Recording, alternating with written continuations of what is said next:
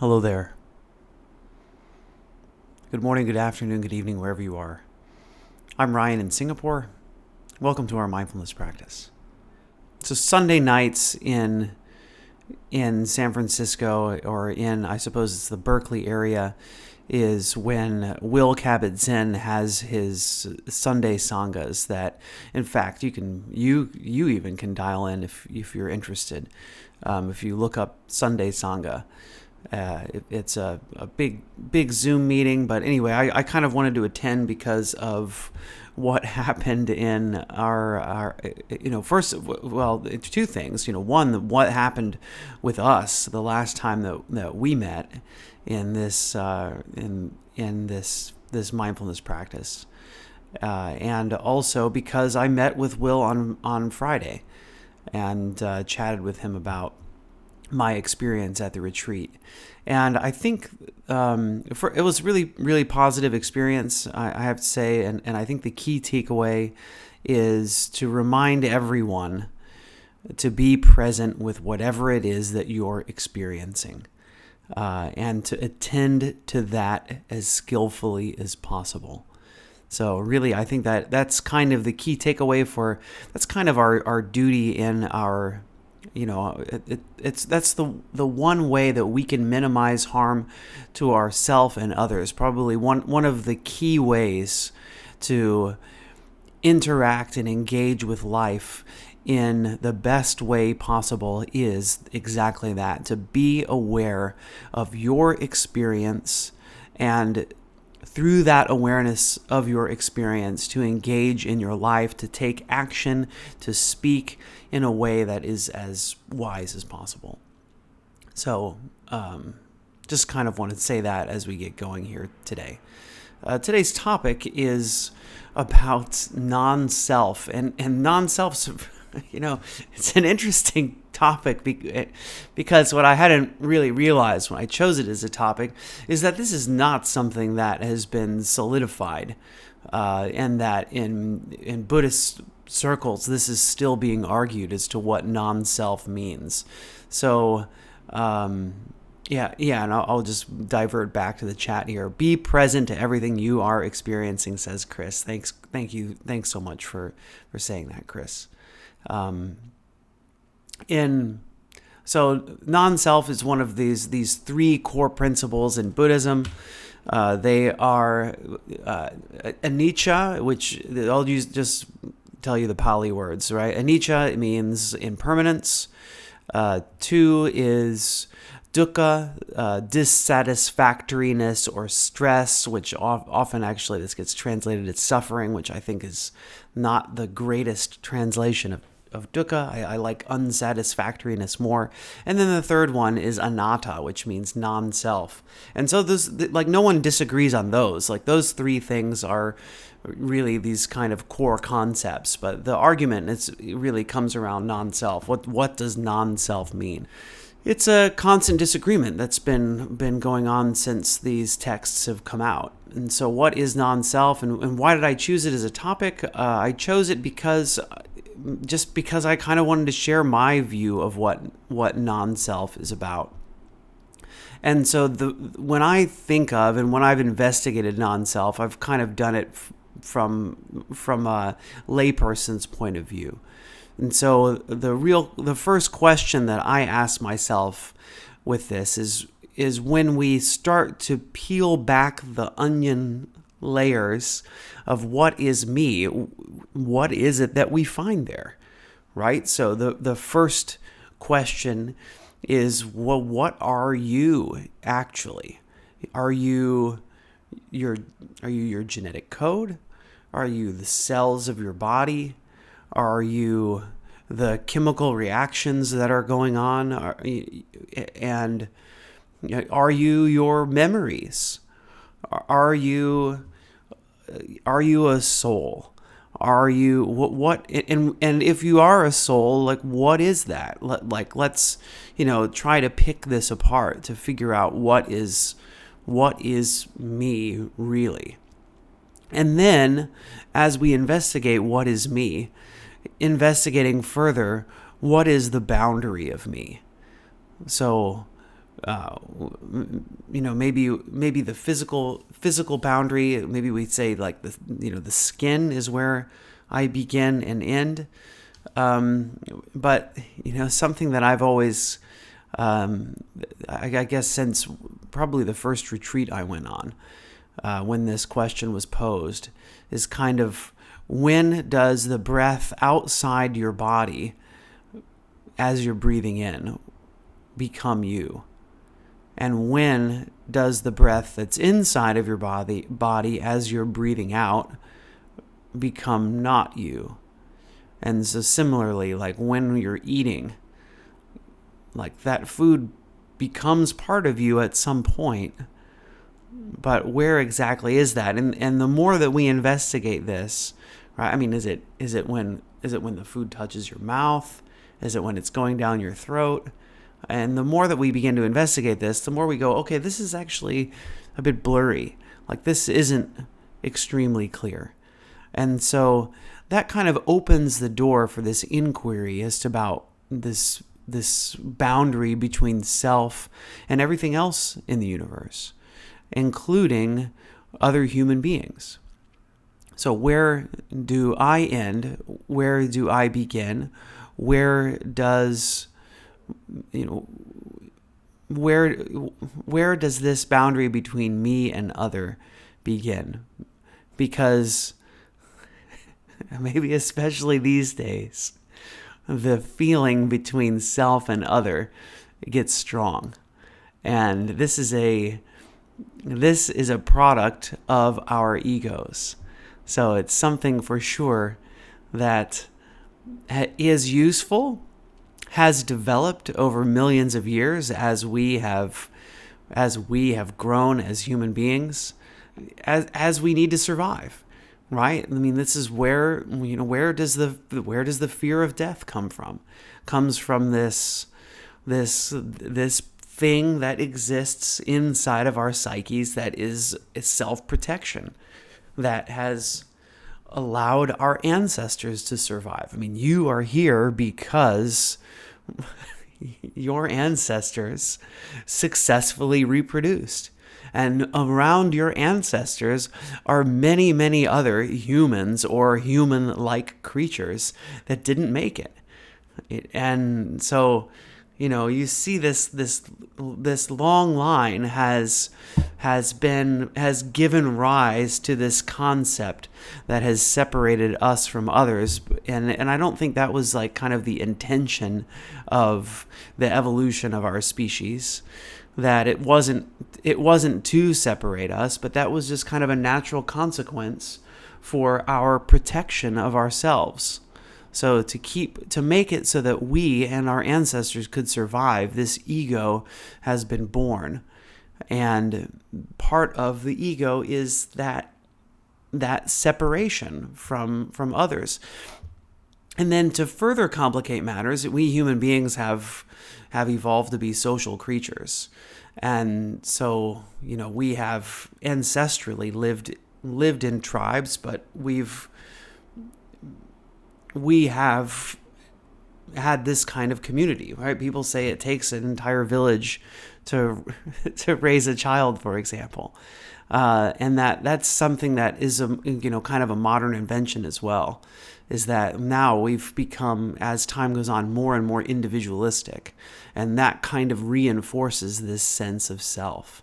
So I think the main lesson here is that this ego and sense of self can really be a barrier for connection and a barrier for compassion. That it's a lot easier to see me and other, right? My group, my tribe, and the other, because that's naturally inside of us. That's something that we are kind of programmed to do, and it's something that we can be aware of, and that it doesn't have to be a boundary, that when we can be aware of it, when we can be present to everything that you're experiencing, we can also be present and experience this feeling that we have of strong self, and notice this feeling of other as well, and know that we, in fact, in the truth of it, as we examine ourselves, realize that maybe this boundary is imaginary, and maybe explore that. What is it like if the lyrics to John Lennon's Imagine, right? Imagine, because maybe these things are true. Maybe there is no self. And by the way, you can experience that through meditation. That's you can experience ego death is something that's possible through a long meditation. On meditation retreat, when I get to the point that I'm able to focus on my breath for more than a few minutes, when I'm able to stay focused for a long period of time, this kind of strong sense of self starts to break down, and I'm start to be able to experience this kind of feeling of connection with everything else in the universe. And so I urge you to realize that this mental state that we have is not one that is persistent 100% of the time, that it is possible to experience life without ego. And when you do, there's the room, there's the space to experience things in a different way. And maybe you go, hey, maybe in fact this experience of self is in fact an illusion. I am not a drop in the ocean. I am the entire ocean in a drop. Well, and that's the other thing too, right? What happens when that drop of water touches the ocean?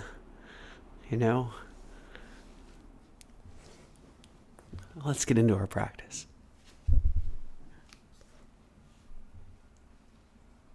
So sit comfortably.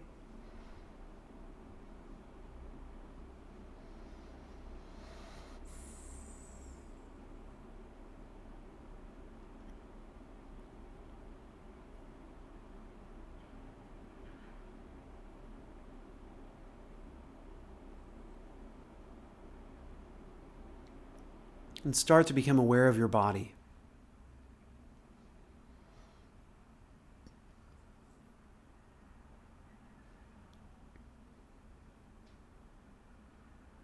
The feeling of this body sitting here.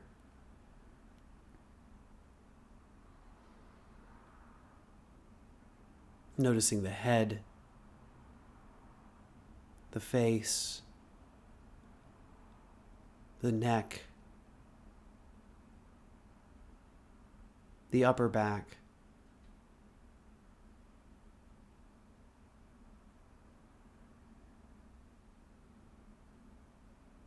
mid back,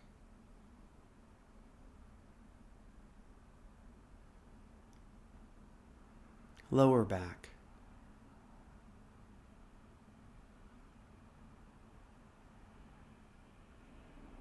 becoming aware of the chest,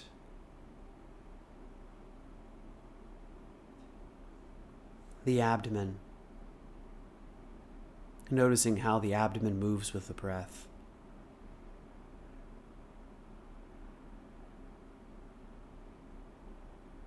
The buttocks in contact with the cushion.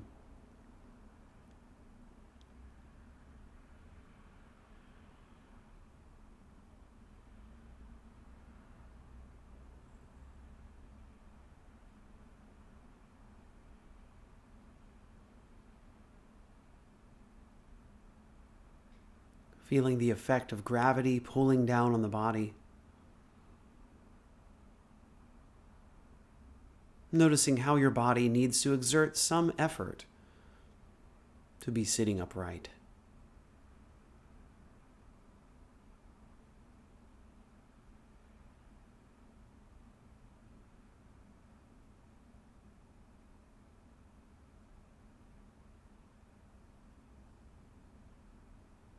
So we're here We are relaxed as best we can be, but we are also alert and awake.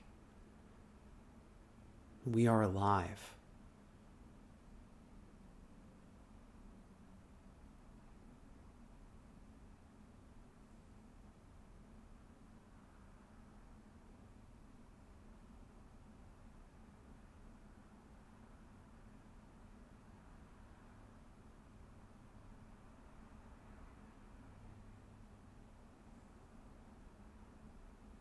And one way that we know that we are alive is that we can feel ourselves breathing.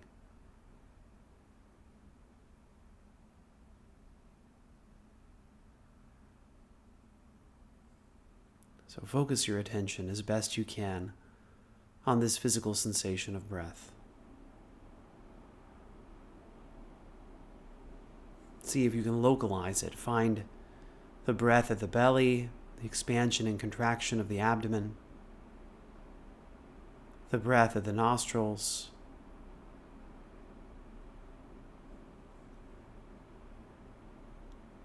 rising and falling of the chest,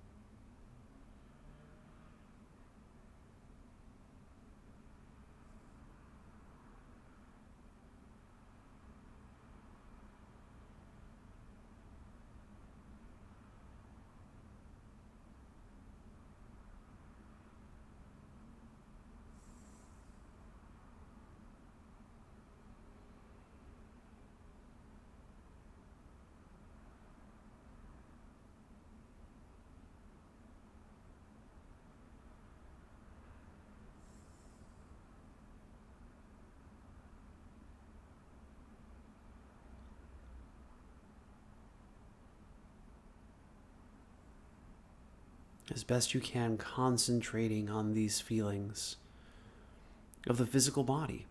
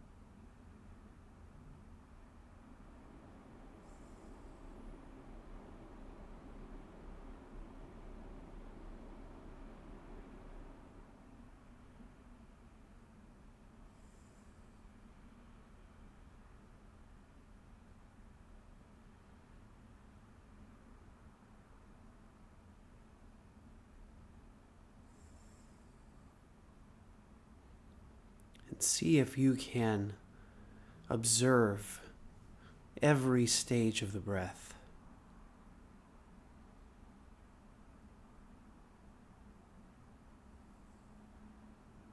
So I'll invite you to bring your attention to your nostrils, feeling the breath as it enters the nostrils,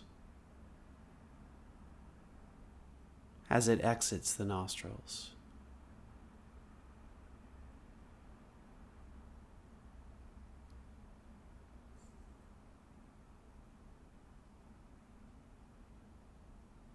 And now let's shift our attention to the sinuses and the larynx. Feeling the air moving in, moving out. Maybe you can begin to detect the temperature of the air. Cooler on the inhalation, warmer on the exhalation.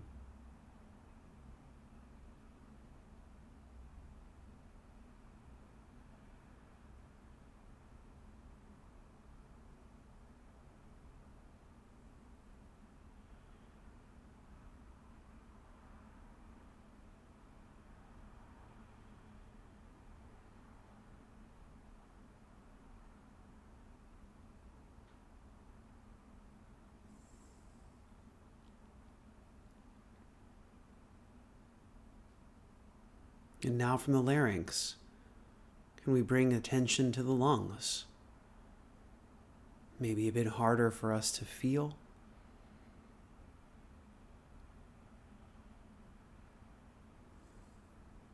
Maybe we can notice the chest expanding and contracting.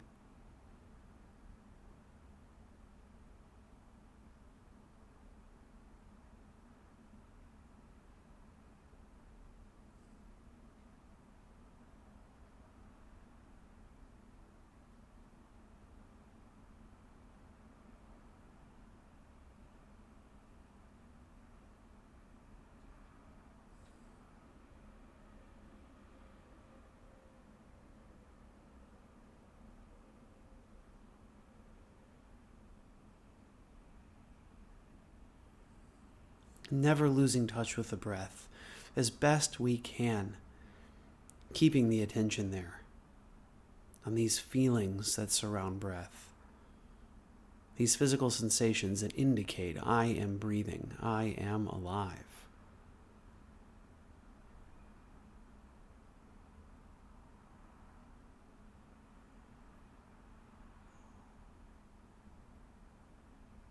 And maybe using this time, this space to inquire. When do these oxygen molecules stop being part of the external air and start being a part of my body?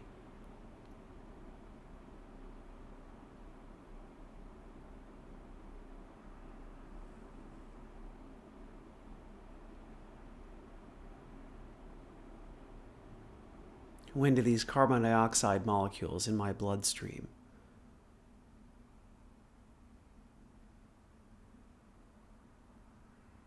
stop being part of me and start being part of that which is outside me?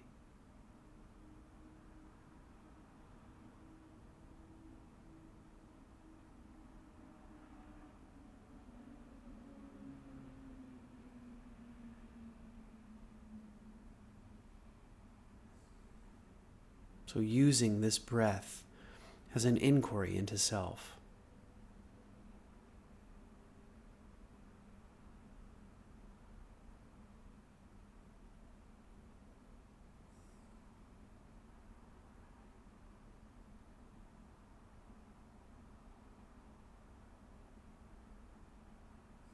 Bringing attention now to the diaphragm.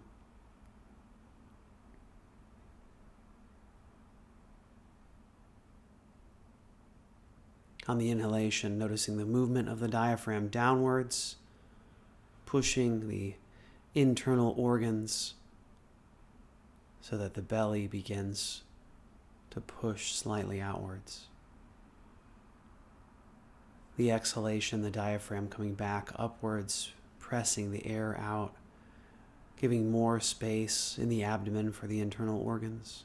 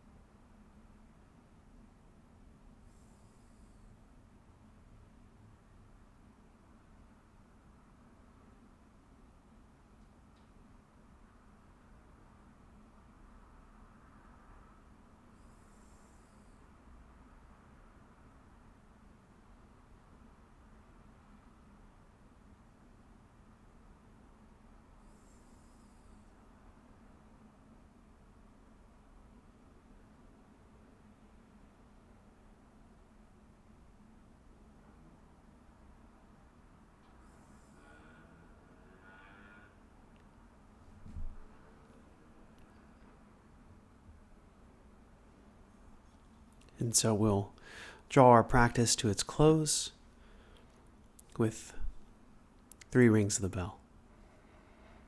So listen for the sound of the bell. As the sound of the bell subsides, feel free to begin to transition out of your period of practice and move into the period of the rest of your lives.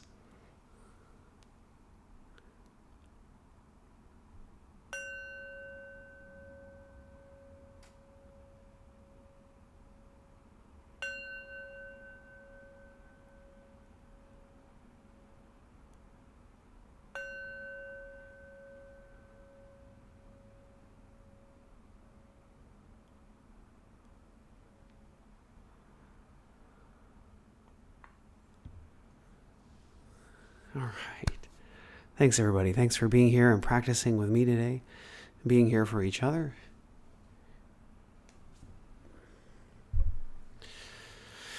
How'd it go today? Any questions or comments about concept of non-self and anything else? What's coming up for you today? It's interesting to examine the breath, I think, in that way, to see if we can really come in touch with that moment of where the air turns into us and we turn back into the air. I find for some reason doing the practice that way helps me to stay concentrated more, that my mind wanders less when I'm doing that kind of curious investigation. And I'm just curious, how did it go for you? Did you notice that, or did you find that this didn't work for you? That there was a lot of mind wandering. Not to say that mind wandering, of course, is a bad meditation. Just curious. Jim says a lot of fear comes up these days.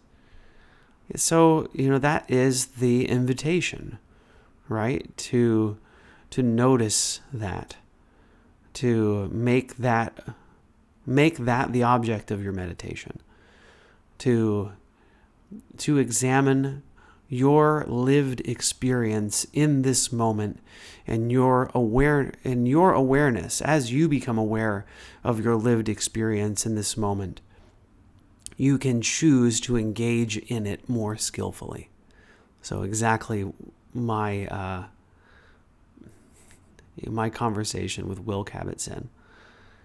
So, which I think is, it's really useful. I mean, it was interesting just to talk to him about I felt that my experience in that retreat was, I felt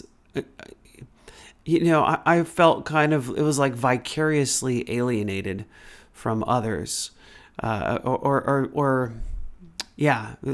that. Is I imagined myself as other people in the room and felt alienated on their behalf.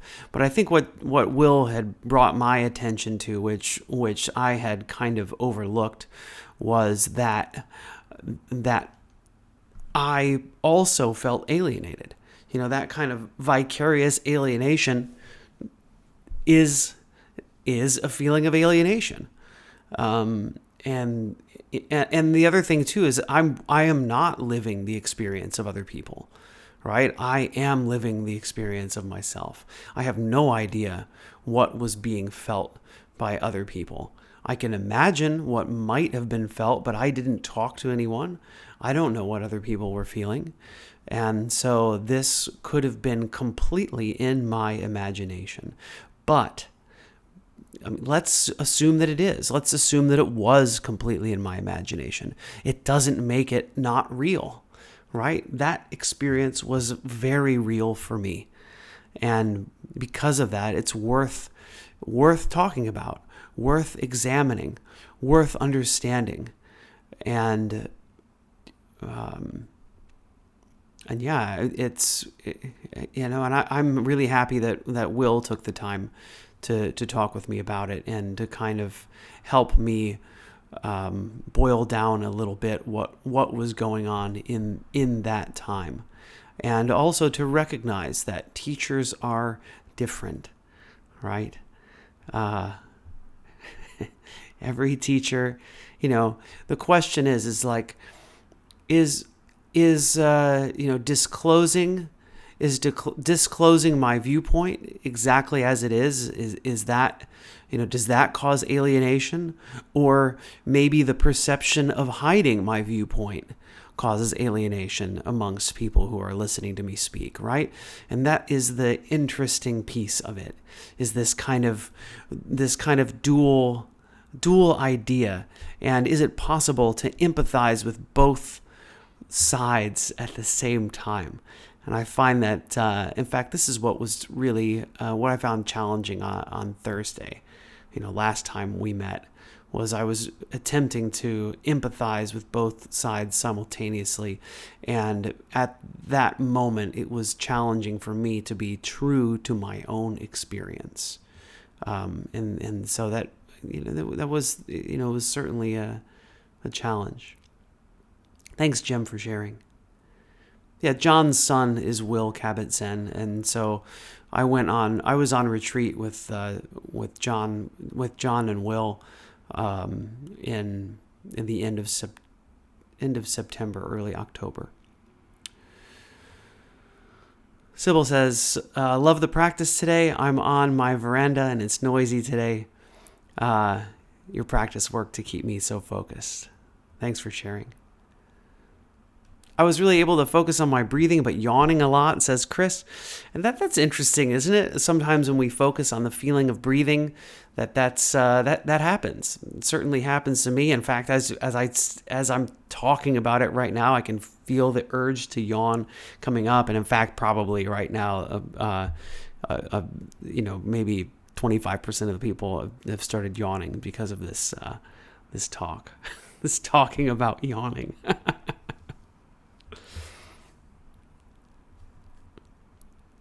And, something else about fear is that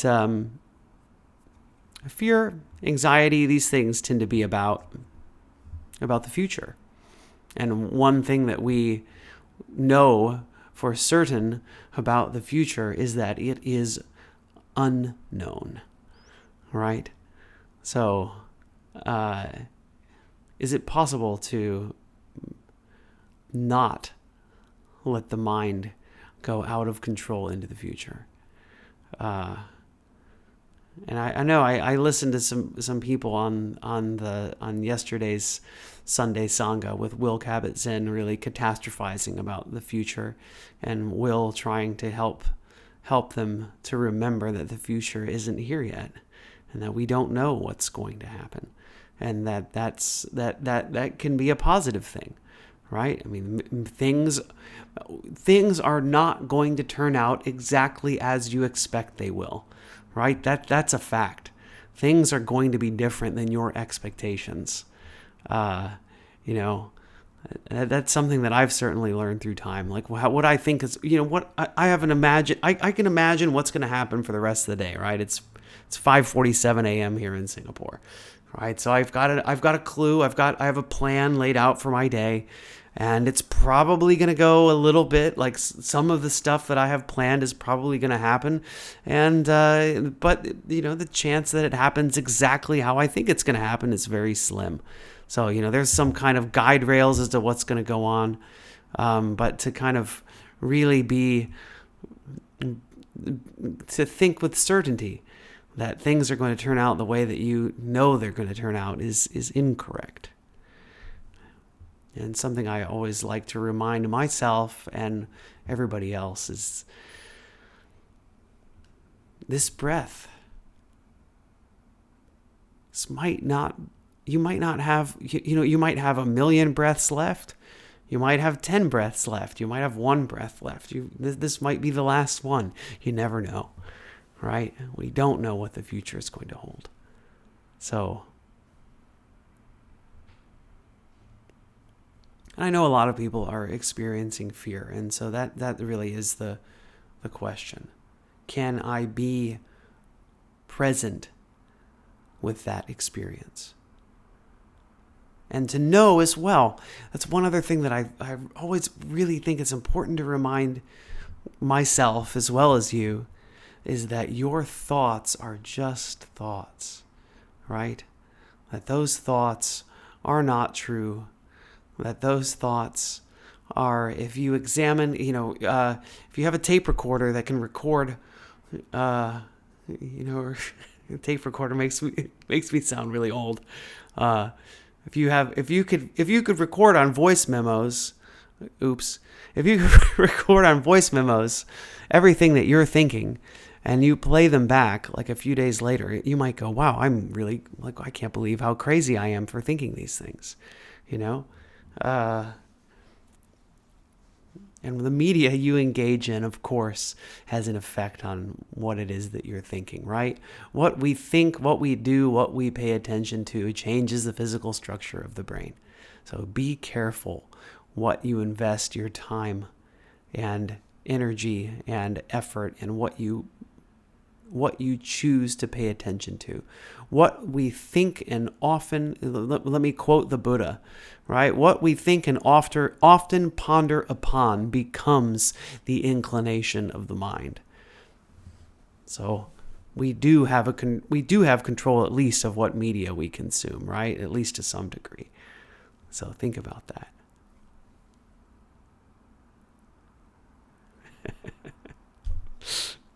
Thanks, everybody, for being here today. Hope you have a wonderful day going forward, or evening, or whatever. And I will be back next time. I'll be back in less than 48 hours, 47 and a half hours, to talk a little bit about ritual. What role does ritual have in your practice? And is it useful? Is it not useful?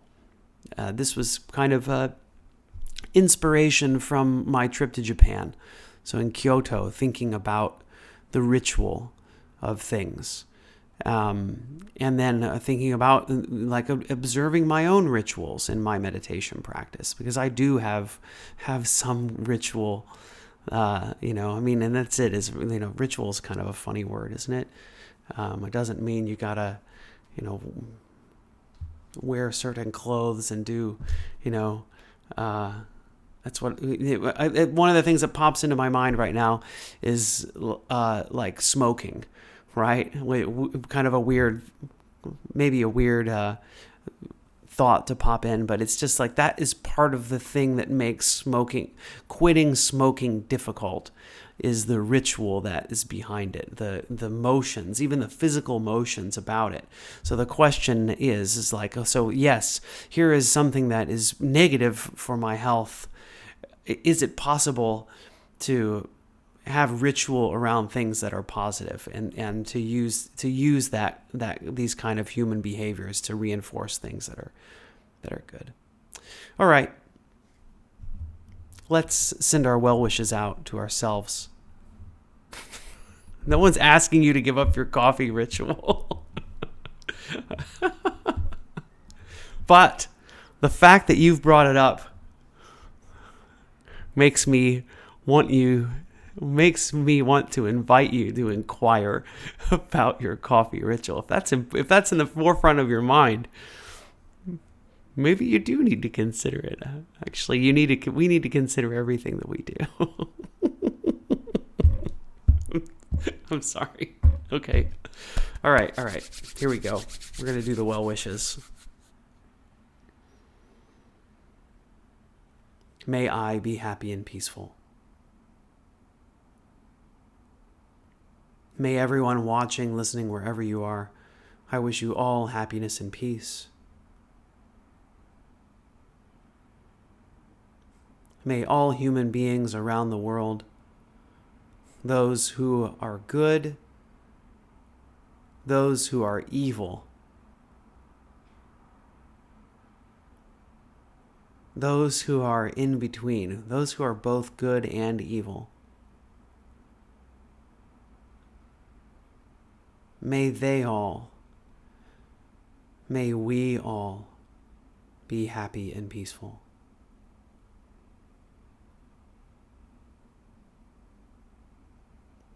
Thanks so much, everyone.